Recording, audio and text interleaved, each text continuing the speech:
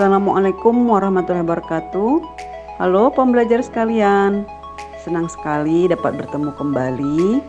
Saya Nurhayati Sembiring. Pada kesempatan kali ini kita akan membahas materi yang berkaitan dengan mata kuliah pengetahuan bahan. Topik kita kali ini adalah kimia kristal dari bahan keramik. Nah, tentunya kita sudah sering mendengar apa itu bahan kristal dan juga apa itu bahan keramik. Berikut ini akan dijelaskan terkait pengertian, struktur, mekanisme, sifat-sifat utama, dan prinsip produksi dari materi ini. Untuk informasi lebih lanjut, mari kita saksikan videonya ya. Terima kasih. Para pembelajar, pada pembahasan pertama kita akan membahas mengenai pengertian bahan keramik. Bahan keramik merupakan bahan non-logam dan juga anorganik. Sebagian besar keramik merupakan senyawa unsur non-logam dan logam dengan ikatan ionik penuh antar atom. Tetapi beberapa bahan juga menunjukkan sifat kovalen. Asal kata keramik dalam bahasa Yunani adalah keramikos, yang berarti bahan yang dibakar. Sifat yang dibutuhkan dari bahan ini dapat dicapai dengan perlakuan panas pada suhu tinggi. Proses ini disebut pembakaran. Bahan baku utama pembuatan gerabah tradisional adalah tanah liat. Produk dalam kategori keramik tradisional meliputi porselen, ubin, batu bata, keramik suhu tinggi, dan kaca.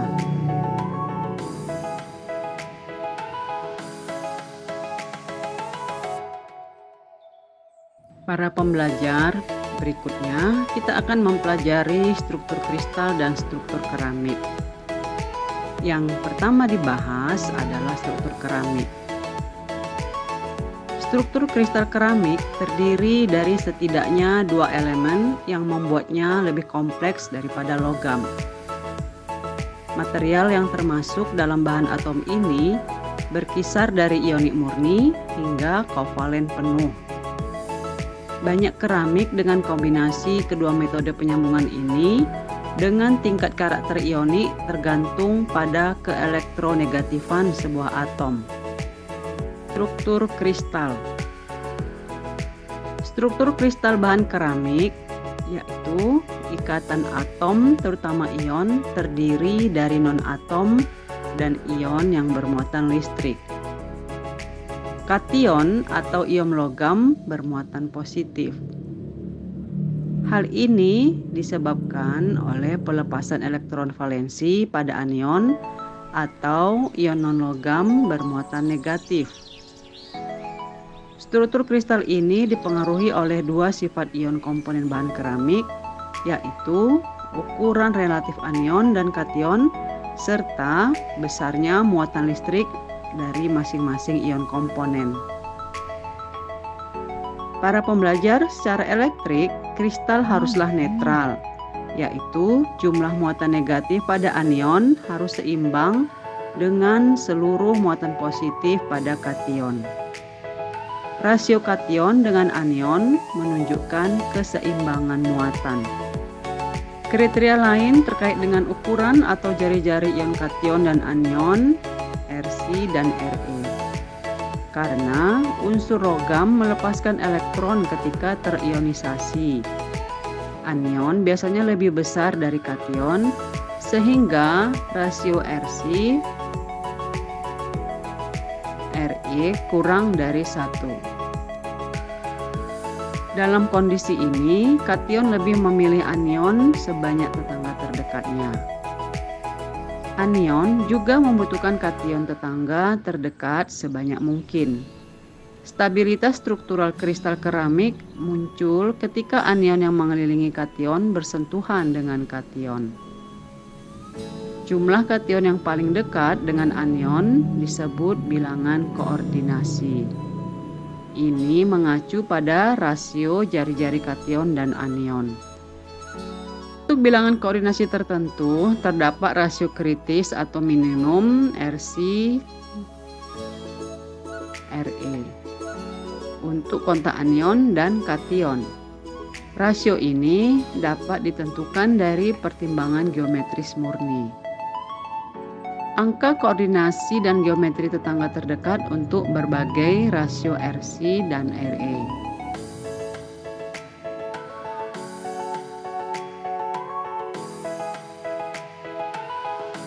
Para pembelajar, sebelum kita masuk ke pembahasan berikutnya, ada baiknya kita melihat bagaimana proses pembuatan keramik.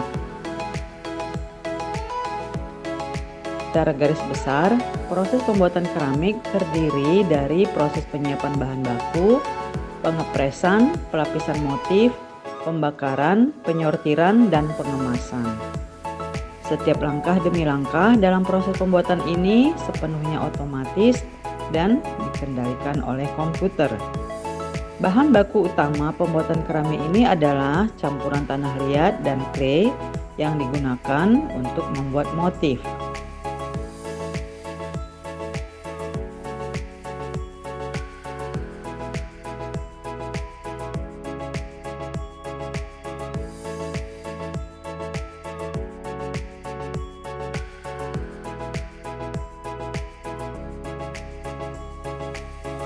Proses pembuatan keramik dimulai dengan pemilihan bahan baku yang akan dicampurkan untuk membuat ubin.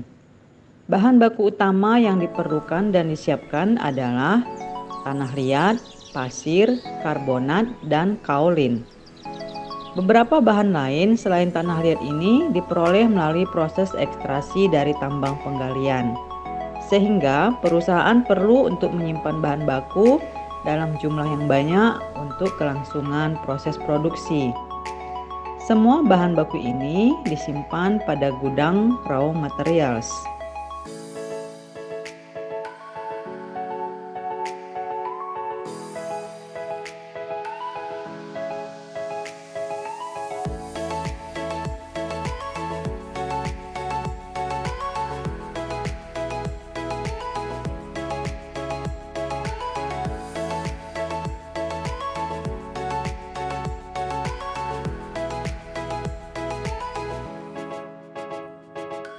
Proses berikutnya adalah proses pengeringan dan pengepresan. Proses ini dimulai dengan setiap bahan dasar keramik yang dicampurkan dan dengan air yang disemprotkan sehingga akan membentuk adonan solid. Adonan ini disebut dengan biskuit. Biskuit ini berbentuk bulat dan berongga karena air dihilangkan dengan cepat pada alat penyemprotan. Butiran ini harus berbentuk bulat dan berongga untuk memudahkan pengepresan, sehingga butiran dapat mengisi cetakan dan dapat dipadatkan dalam pengepresan dengan sempurna. Kondisi ini penting untuk kekuatan mekanis yang dibutuhkan selama proses perjalanan di atas conveyor.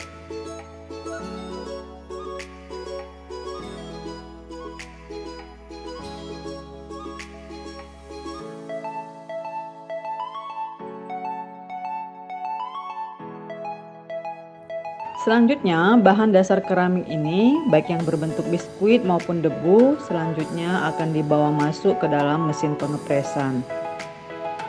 Pengepresan ini bekerja dengan menekan dalam arah vertikal pada tekanan sangat tinggi. Gunanya untuk memadatkan tanah liat yang dikabutkan. Walau terlihat solid, ubin ini masih terlihat rapuh. Namun cukup untuk menahan goncangan selama perjalanan di atas conveyor. Selama proses transportasi ini menuju ke ruang pelapisan, keramik akan dikeringkan dengan pengering horizontal hingga menyisakan kelembaban sebesar 0,5%. Setelah itu, keramik tidak dikeringkan lagi karena ubin yang sudah benar-benar kering menjadi sangat rapuh.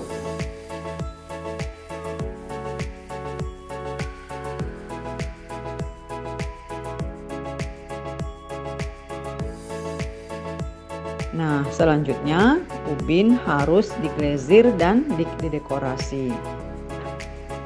Proses pelapisan motif pada dekorasi yaitu ubin akan dibawa masuk melalui mesin glazing, di mana mesin ini akan menyemprotkan glazer di atas permukaan keramik.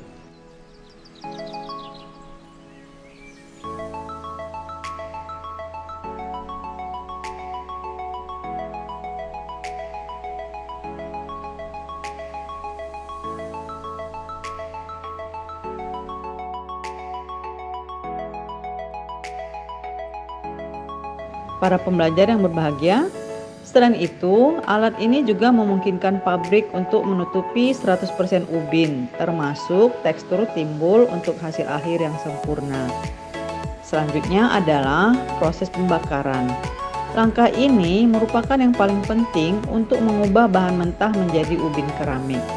Pembakaran dilakukan dengan roller kiln satu lapis dengan menggunakan proses pembakaran yang sangat cepat. Tungku yang digunakan dibakar dengan menggunakan gas alam yang memiliki lebar dengan panjang mencapai 110 meter. Hal ini dibuat untuk memiliki pemanasan yang berbeda. Proses ini sangat dioptimalkan dalam pemulihan panas untuk mengurangi konsumsi gas yang berlebih.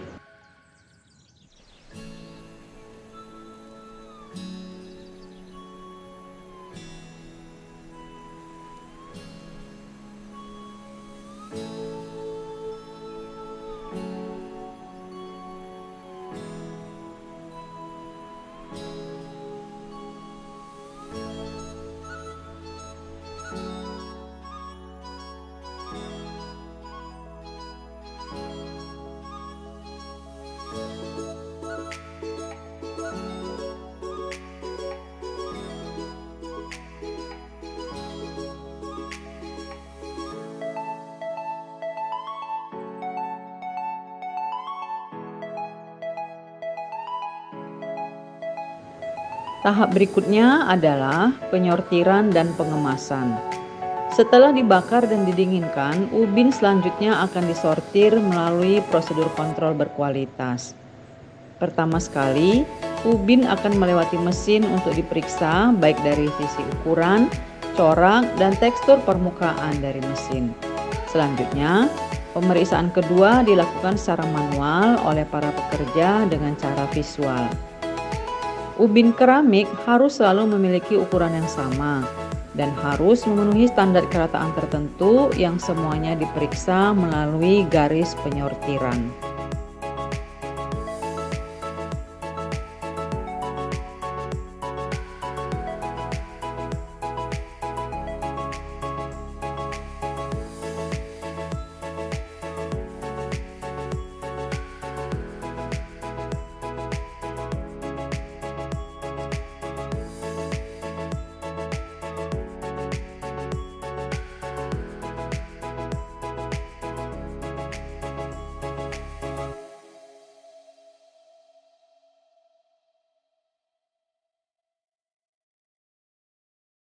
Ubin keramik merupakan produk industri dan digunakan karena konsistensi sifat-sifatnya termasuk kualitas estetika.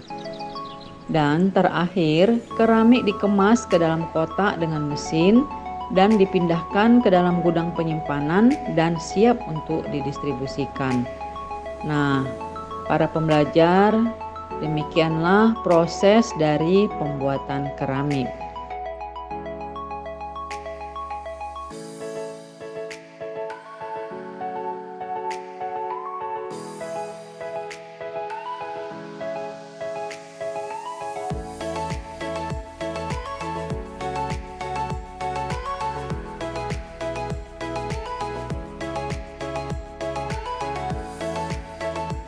Setelah kita mengetahui bagaimana struktur dari keramik dan kristal, maka pembahasan selanjutnya adalah mekanisme deformasi plastik. Meskipun pada suhu kamar, sebagian besar keramik akan patah sebelum terjadi deformasi plastik. Ada baiknya kita meninjau terlebih dahulu mekanisme yang mungkin terjadi. Deformasi plastik ini berbeda antara keramik kristal dan non-kristal. Dan pada video ini masing-masing hal tersebut akan kita bahas ya.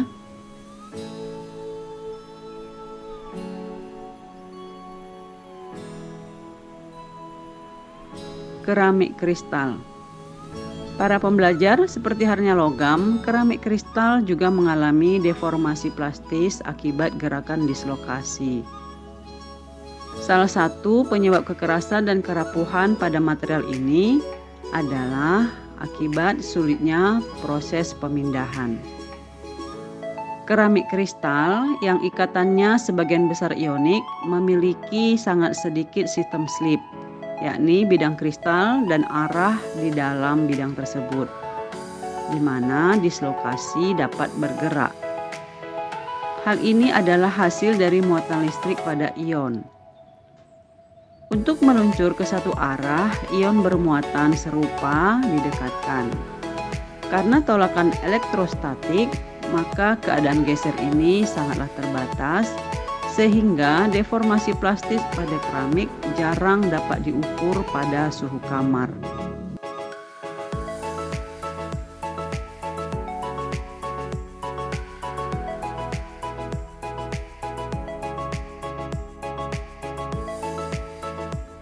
Sebaliknya, untuk logam, karena seluruh atom netral secara elektrik, maka lebih banyak sistem slip dapat digunakan. Dan oleh karena itu, pergerakan dislokasi jauh lebih mulus. Di sisi lain, akan meluncur di keramik di mana ikatannya sangat kovalen dan juga sulit serta rumit karena alasan berikut. Yang pertama, ikatan kovalennya relatif kuat.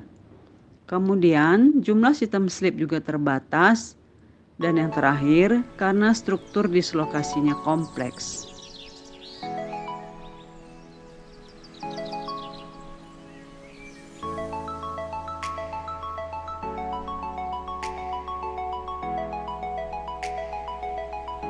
Keramik non-kristal. Pada keramik non-kristal, tidak ada deformasi plastis akibat gerakan dislokasi karena kurangnya struktur atom yang teratur. Sebaliknya, bahan-bahan ini berubah bentuk karena aliran kental seperti halnya cairan yang berubah bentuk.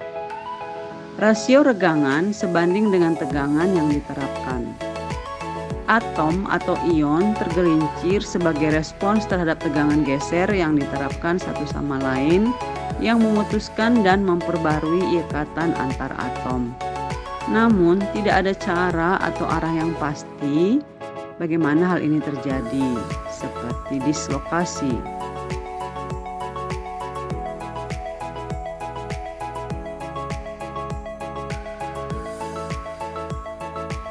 Properti karakteristik aliran kental, viskositas, pengukuran ketahanan terhadap deformasi bahan non-kristal. Dalam kasus aliran kental akibat tegangan geser akibat dua pelat datar yang sejajar, maka viskositas adalah rasio tegangan geser yang diterapkan dan perubahan kecepatan dV terhadap jarak dy dalam arah tegak lurus dan menjauhi pelat.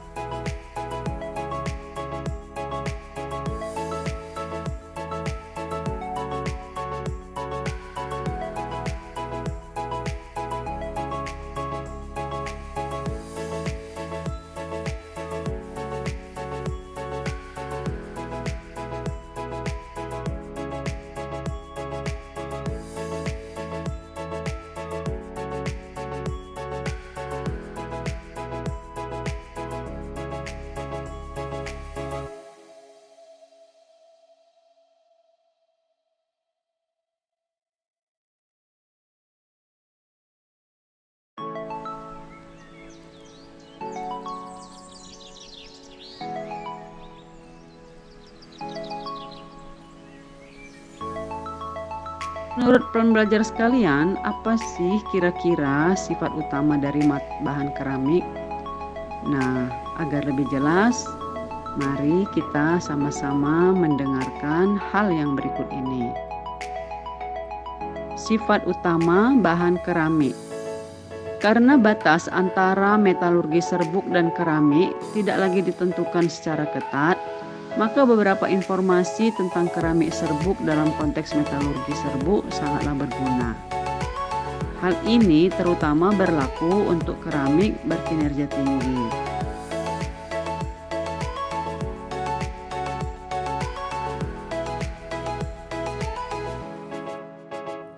Sementara keramik silikat tradisional yang biasanya digunakan merupakan bahan baku alami, yakni tanah liat, kaolin, dan yang lain-lainnya. Pengolahan keramik tingkat lanjut membutuhkan bubuk yang murni dan terdefinisi dengan baik, dan hal ini biasanya diproduksi secara sintetis.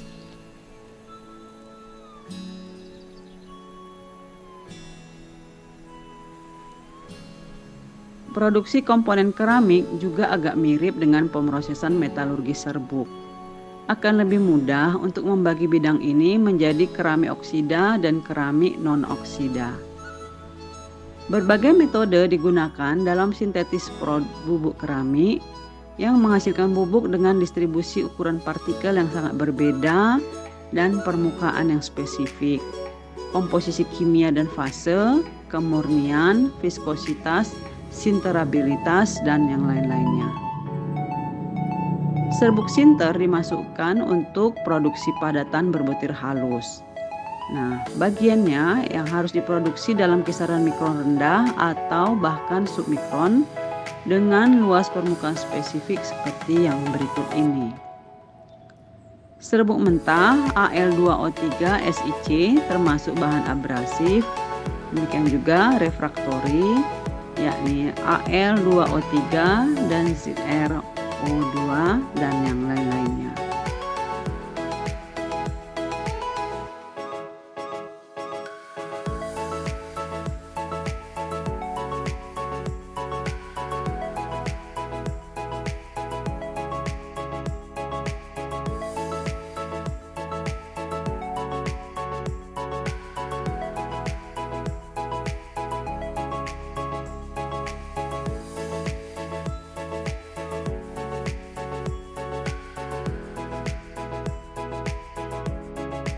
Baiklah, para pembelajar sekalian, sekarang kita akan membahas bagaimana prinsip produksi. Mari kita simak penjelasan berikut ini ya. Prinsip produksi.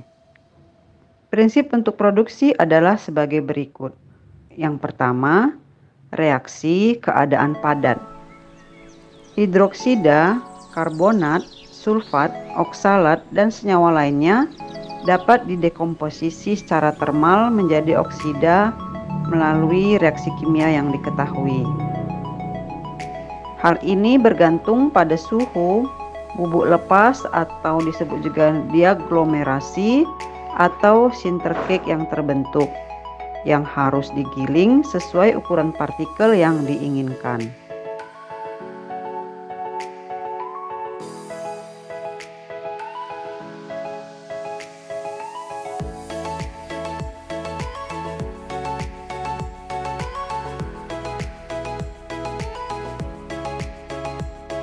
Para pembelajar, pada prinsipnya, sebagian besar serbuk oksida dapat diproduksi dengan metode ini.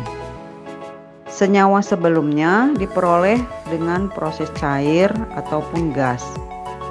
Batu bara terbentuk ketika logam atau oksida bereaksi dengan karbon. Salah satu proses industri terpenting adalah proses Acheson untuk produksi silikon karbida dari SiO2. Hal ini memungkinkan sebagian reaksi berlangsung dalam fase gas.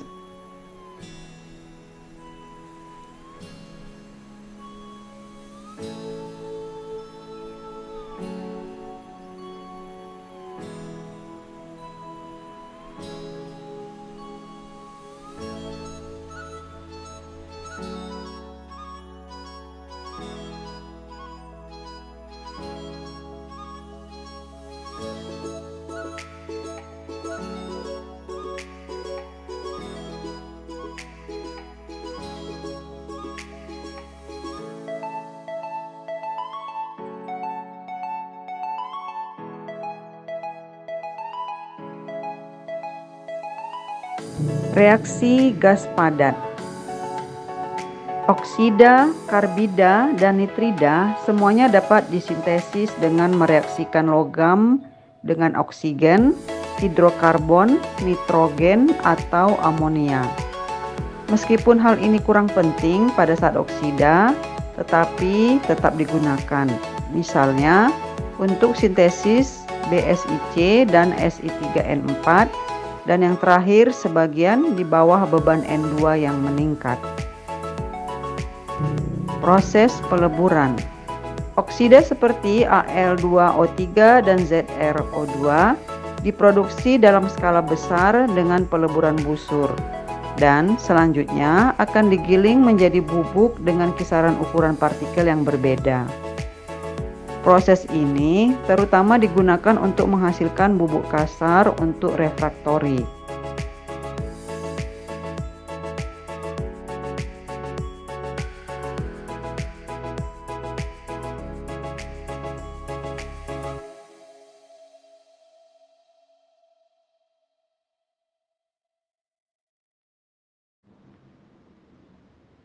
Para pembelajar yang berbahagia, berdasarkan materi yang sudah dijelaskan, sekarang kita dapat mengetahui bahwa atom-atom dari padatan kristal disusun dalam pola yang teratur dan berulang dan berbeda dengan distribusi acak dan tidak teratur dalam bahan non-kristal atau amorf.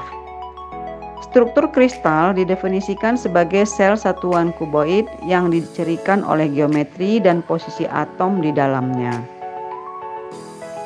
Konsep sistem kristal digunakan untuk membangun struktur kristal berdasarkan geometri sel satuan, yaitu jumlah panjang tepi sel satuan dan sudut aksial. Terdapat 7 sistem kristal, diantaranya tetragonal, kubik, ortotorombik, heksagonal, monoklinik, rombohedral, dan triklinik.